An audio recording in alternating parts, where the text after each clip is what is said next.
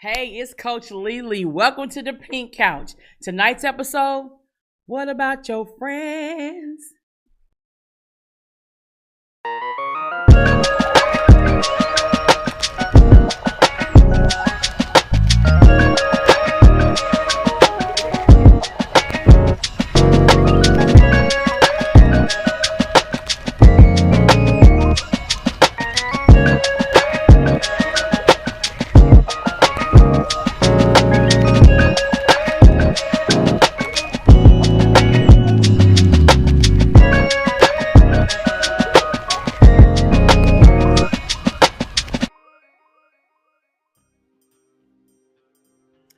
Yes, let's talk about these friends. Because we just had it's Thanksgiving. So now we're Thanksgiving is coming up and we're gonna be having our friends givings and stuff like that. But a lot of us don't realize we're eating with the enemy. We are cohabitating with the enemy. We are telling our secrets to the enemy, and we really think they are our friends. So we're gonna break down what a friend is, what friendship is, and things of that nature. So, according to Webster's dictionary, I'm a wordsmith.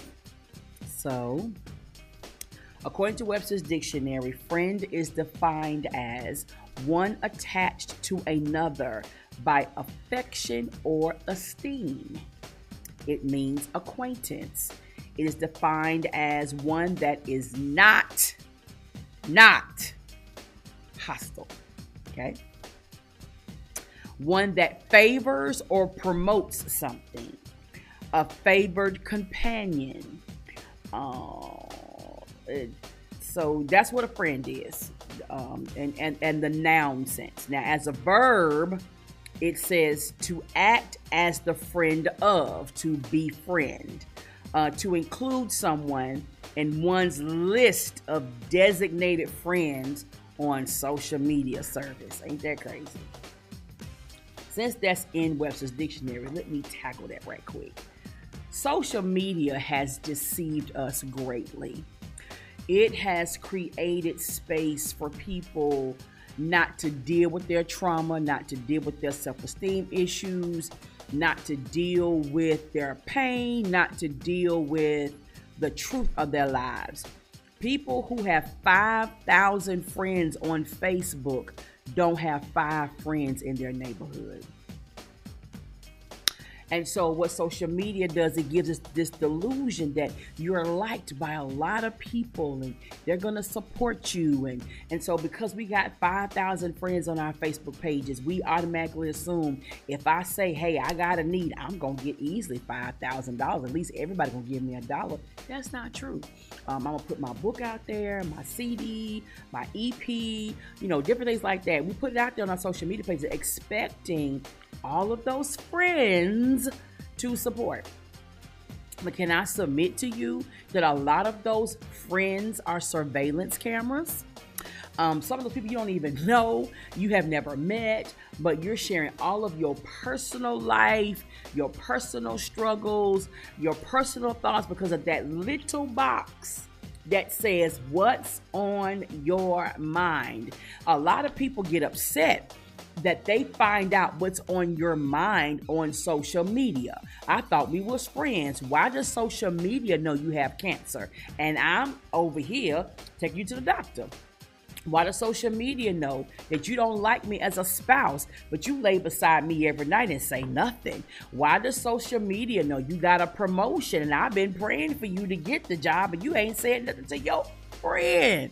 And so social media has created this phenomenon that we have all these people that are not hostile, that we can depend on, that love us and support us, and we find out that they don't. Social media is actually, our use of social media, is actually tearing up our relationships with people that we see every day, with our spouses, with our real friends, with our colleagues, with our family. People can't even sit down and eat dinner. I was in a restaurant last night with my children, 2 of my sons, and I noticed that everybody around us was on their phones. Not talking, on their phones. We didn't have our phones out at all. We were engaged in conversation. We were talking, we were laughing, things of that nature. And it's amazing how disconnected we have become because of social media. I'm about to tell my age, so don't judge me. But I remember when I used to have to we had a rotary phone. You had to put your finger in the 6 and pull it all the way over. Wait for it to come back. Get the next number 7 times, and 10 if it was long distance. And so if you were not at home, guess what? You didn't get the phone call. I remember a time before there was even call waiting. The phone, you had to keep calling somebody to get through because their line was busy. In other words, the telephone company says if they're in a conversation, help me not to go to the left here. If you're in a conversation, it doesn't need to be interrupted. Wait your turn. But now we got call waiting. Then call forwarding came. Well, if I'm not home, let me forward my calls to where I'm going to be. And so now we got a device we can carry with us everywhere we go. We can't go to the bathroom without our phones. We didn't have a phone in the bathroom. You have to wait till you got out the tub, finish using the bathroom, wash your hands, and then go figure out who called you. Then we had caller ID, where they would tell you who actually called you. So you could hit the redial button and call them back. But now we have so many conveniences. We are completely disconnected. And so now we have a warped sense of friendship. So with that being said, let's talk about what is a friend. All right. A friend is somebody that who knows you. You have a mutual bond, and it's exclusive of sexual relations. Don't talk about. That's why they got friends with benefits. No, friends ain't had nothing sexual going on. You have things in common. There's a trust factor there. You've built a bond over time. You are there for one another. There is no such thing as an inconvenience in friendship. True friendship. And if I want to go biblical, the Bible says a friend loves at all times. Just because I correct you on a matter don't mean I don't love you. I'm actually telling you you're wrong because I love you. But a lot of us associate love with no judgment, which we're really saying no correction, no accountability. We walk around saying don't judge me as a means to make people back up and not tell us the truth. But a friend will tell you the truth about yourself and still love you. They'll tell you you're wrong. They'll tell you that dress is too tight, it's too short, you too fat for that, you too skinny for that, you need to pull it from the table, your health is out of whack. Truth is liberating. So instead of you, and the thing about it is we don't allow our real friends to tell us the truth, who actually know what's best for us. They studied us, they spent time with us. They really know us better than ourselves sometimes. We want to defend who we pretend to be. Did you hear what I said? We want to defend who we pretend to be. But those who actually know us are trying to have a real conversation with us and tell us, hey, you're about to make an egregious mistake. But we want to defend who we pretend to be. Social media allows you to pretend to be whatever you want.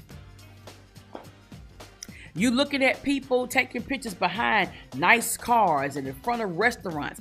That don't mean they ate there. That don't mean nothing. They took a picture in front of the Epic Chop House. They can't even tell you what's on the appetizer menu. Oh, wings, bang bang shrimp. No, baby, there is a cheese toast, okay, that's on there. The ribeye is not a ribeye. It's called a 104 South. But that's because I've ate there before. But people take these pictures and they put these personas out there, and you're thinking you're following somebody rich that's broke. You think you're following somebody that's broke that's actually rich. But because we don't know each other, it's easy to get things misconstrued. So friendship is on a whole nother level. Let me see what Webster got to say about the word actual friendship. We talked about friend. Let's see what it says about friendship. Okay. Friendship says the state of being friends. Well, there you have it. The quality or state of being friendly. Okay. The Bible again says in order to have friends, show yourself friendly. So you think because you got 5,000 bots on your social media that you are a great friend, but you mistreat the people that you borrow money from. You mistreat the people that bring you a plate of food, that come see you when you're sick, because all these people on social media tell you how wonderful you are. You got all these likes and all these loves, but the people in your life don't like you. They can't stand you. They think you are a tyrant, or you are narcissistic, or you're just a bully, or you just bougie, whatever that is. And so, who is really your friend? And what are they actually doing for you? All right, so there's a word I'm going to throw out there, and we've heard it before, but let me throw out this word called situation. Okay. According to Webster's dictionary, situation is defined as the way in which something is placed in relation to its surroundings. Situation. So, some of you are not in friendships, you're in situationships. Okay? The only thing that holds you together is a situation. All right? Say you have a coworker, all right, and they don't have a car, but because they don't have a car and you live close by to them, you offer them a ride to work with you. Work the same schedule, you have the same time. Okay, now you're riding together every day. You're stopping at Bojangles to get you a biscuit in the morning, or stopping by Starbucks on the way to work, or whatever. And you think because y'all are hanging out every day, they ride with you, give you gas money, you go on lunch, doing brunch, or whatever, that you're friends. But the truth of the matter is, it's a situationship. So what's going to happen when they finally get a car? Are y'all still going to stop by Starbucks? Are you going to say, hey, I'm stopping by Starbucks, you want me to bring you something? I'm going by Bojangles, you want to bow rounds? You know, are you going to do that when they get their own car? Absolutely not. You're not. You're not. You're not going to do that. Because it was just a situation. And so some people are married to people. It's not a covenant, it's a situationship.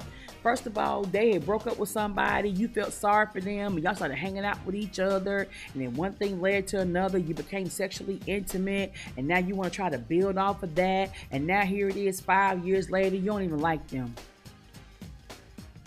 5 years later, you're tired of saving the world. They were a damsel in distress and you were superhero. Well, now you ready to take the cape off. Or maybe that person no longer needs to be rescued anymore. So there's nothing in common. And that's how people grow apart, because you're not in a relationship. You're in a situationship.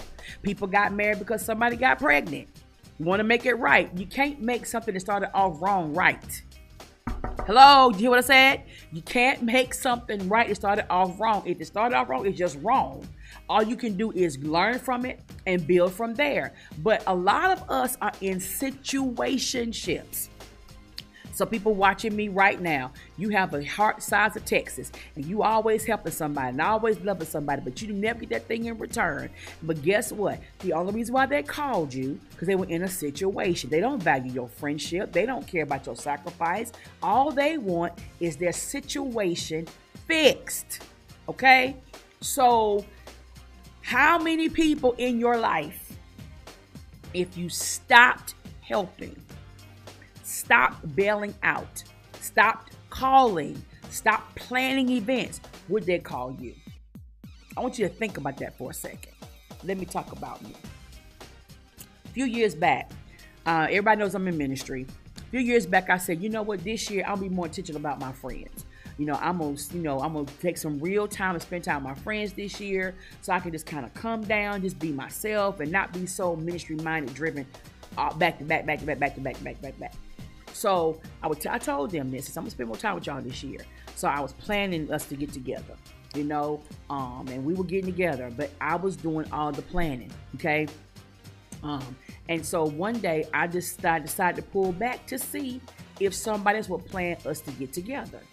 Only one of my friends planned us to get together, okay? And so she was very adamant, we're going to hang out with Lele. We're going to give her a chance to let her hair down. We're not going to dump on her. We're not going to pull on her anointing. We're just going to have dinner and just have a great time. We get to a place, we're eating. Guess what? Here comes the pool. Here comes the dump. Being the friend that I am, of course I'm going to pour. That's just who I am. But I really wanted the night to relax, right? And so my feelings was kind of, I felt some type of way after that dinner. And so did my friend who planned it. And so when I got home and I was praying, in my prayer time, the Lord said to me as plain as day, He said you wanted to spend more time with your friends. They didn't say they wanted to spend more time with you. And I was like, whoa. And a lot of times what we do is we project our expectations on people, what we want to do on other people, and then get mad when they don't do it. But the truth is that's what we want, not what they wanted. So I had to adjust my expectations. So now I realize I'm not a bad friend, that I wasn't spending time with them. It's just that they didn't want to spend no time with me. And it's fine. I don't even judge them like this. Everybody has their own lives and everybody has their own things. But my point is, does that friendship weather the storms of time? If I need to call them, can I call them? Will they drop everything and come to my rescue? Like I have done for so many people. And so now you got to start categorizing people. Some people are just acquaintances. These are just people that you just met. You had a great initial meeting, but that's it. You're cordial. That doesn't necessarily mean you're friends. So let's talk about different characteristics of friendship. First of all, there's got to be a commitment. When you're a friend, there has to be commitment. That is a dedication to the friendship, which involves being there for your friend through good times and bad times. And people have an issue with commitment when it comes to relationships. We are more committed to cell phone contracts, internet contracts, car loans, that type of stuff, Afterpay, Klarna. We're more committed to those things than we are our relationships. We're going to make sure that money's in there for that Afterpay. We're going to make sure that Wi-Fi don't get cut off. Our cell phone don't get cut off. We're dedicated to that type of stuff. When it comes to the relations with our families, our spouses, our friends, we are bad at it. We are not committed. We have no dedication. The next thing is communication. If you're going to be friends, you got to communicate. It's impossible to be in a friendship with no communication. One of the things that I valued about my relationship with Mr. Lenz is that we were friends first. We communicated, we laughed, we talked. When there's no communication, it's aggravating to me because that's how we started. The foundation of any relationship is allowing for understanding, expressing feelings, and working through issues together. You cannot do that without communication. You simply cannot do it. How are you mad at somebody that they don't know that you're mad? You're walking around silent, not saying anything because you want attention. Instead of just saying, they really pissed me off. I really appreciate what you said to me. And see, some people can't handle me because I'm very direct. You don't ever have to guess where you stand with me. I'm going to tell you. And if I don't tell you, my face will tell you. But anyway, we're not communicating our feelings. We are acting like, everything's fine. I'm good. Don't worry about it. Okay, you saying I'm good. Don't worry about it. So now they move on something else. And you mad talking about, I can't believe you act like ain't nothing going on. You just said you're good. You're fine. Stop lying to people and learn how to communicate. If you're going to be friends with somebody, you got to allow for understanding. Because a lot of times we don't allow for understanding. We listen to respond instead of to understand. Women are bad at this. I'm going to tell us tonight, okay? We are bad at this. We hear what we want to hear. The man tells us what he's saying. We done picked it apart, put it back together, and say something completely different. And now we have a whole nother attitude. And not even what they said. We got to learn how to listen to understand. Then you got to allow for your feelings to be expressed. How are you my friend and I can't tell you how I feel? Like, really? If I'm your friend, I can't tell you how I feel. And you going to sit and tell me, no, you wrong. What you mean I'm wrong? This is how I feel.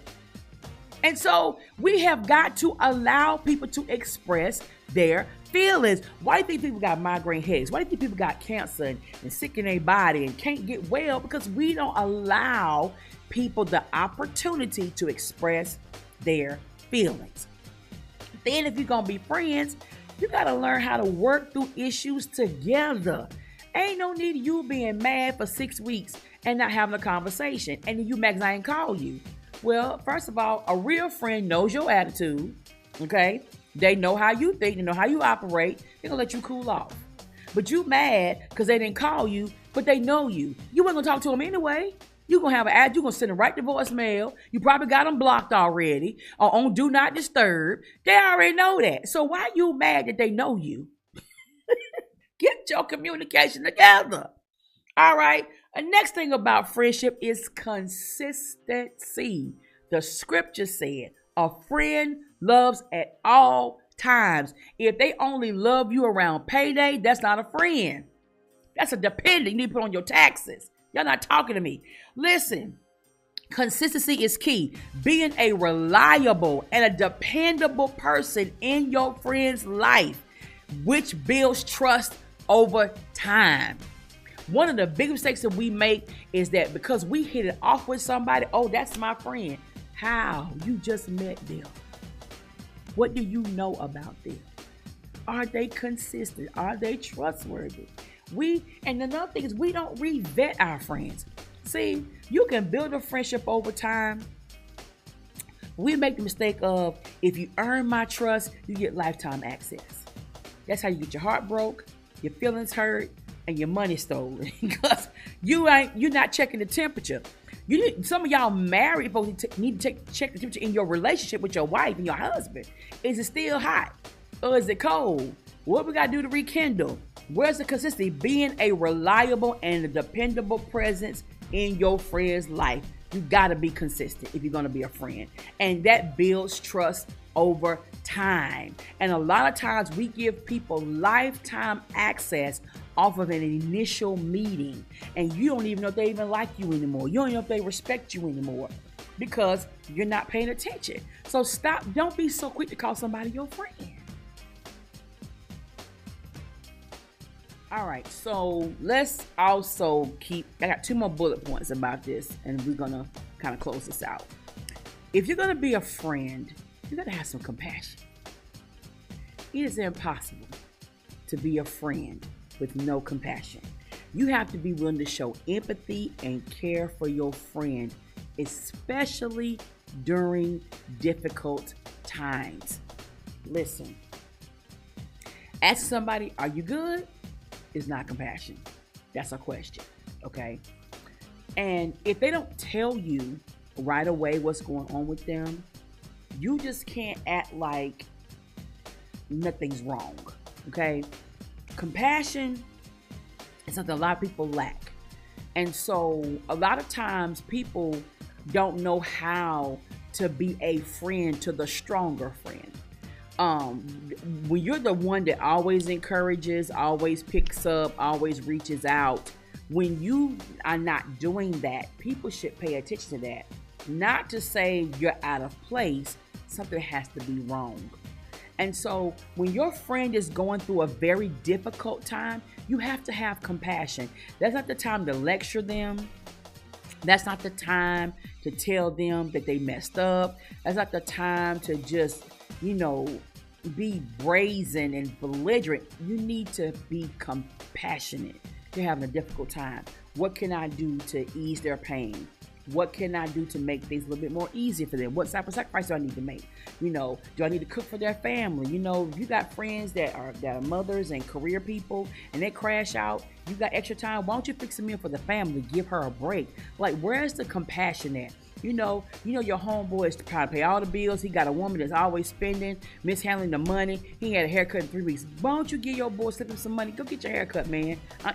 Where's your compassion for your friend? Showing empathy, like, I empathize with you. I'm sorry you're going through this. What can I do to help? If you're gonna be a friend, you gotta show compassion. Let's see what the Webster Dictionary says about compassion right quick. Because sometimes we hear words we don't really know what they mean. So, compassion is defined as sympathetic consciousness of others' distress together with a desire to alleviate it. Let me read that again. Sympathetic consciousness of others' distress together with a desire to alleviate it. That's what compassion is. Trying to find a way to make things better for your friend. And can I help us tonight? And I say us. If you have friends in your circle that are not the type of friend that you are, don't penalize them for that. Because you are who you are. And a lot of times, because we don't receive what we give, we discount people, we disregard people, and we just like, if you can't give me what I give you, then you ain't my friend. No, you're a control freak. You're being a little narcissistic right there. Because at the end of the day, everybody's different. Everybody has a different love language. If you've never read the book, go get Gary Chapman's book, 5 Love Languages. Because you will find out it's love all around you, but everybody's language is different. So if you're going to be a friend, you got to show some compassion. All right? So next thing is compatibility. That's huge. That is so huge in friendship. Having a mutual connection, shared values, and the ability to get along well with each other. Okay?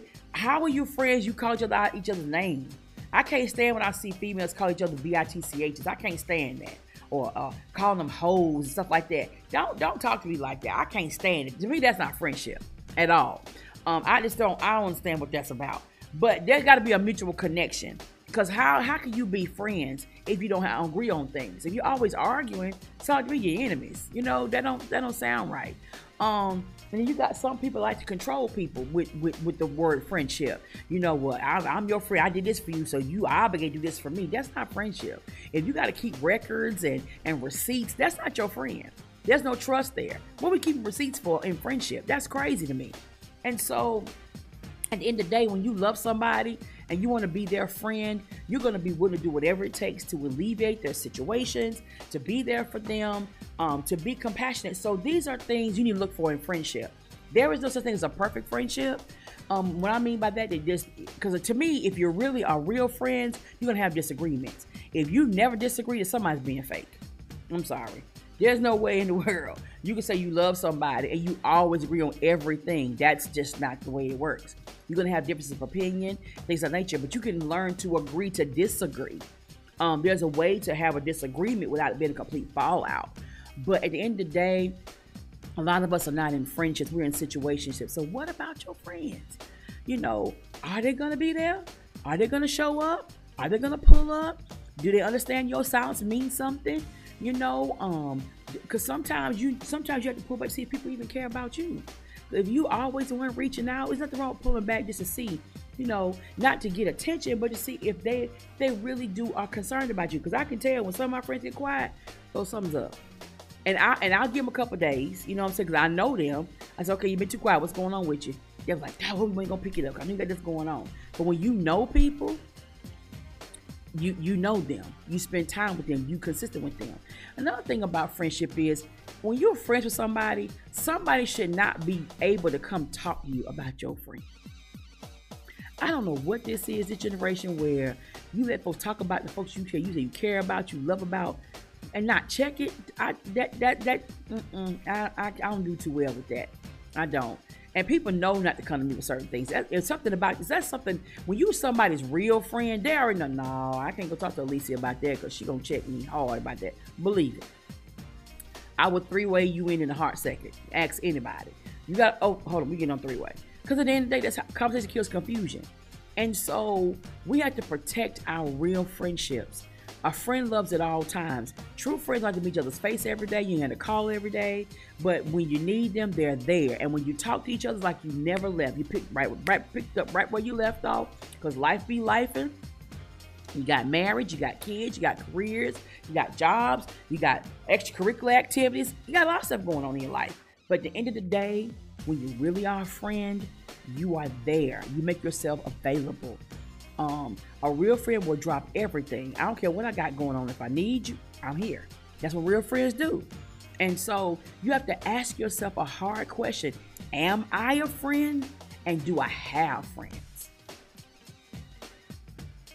Well, my time is up. But this is my final thought.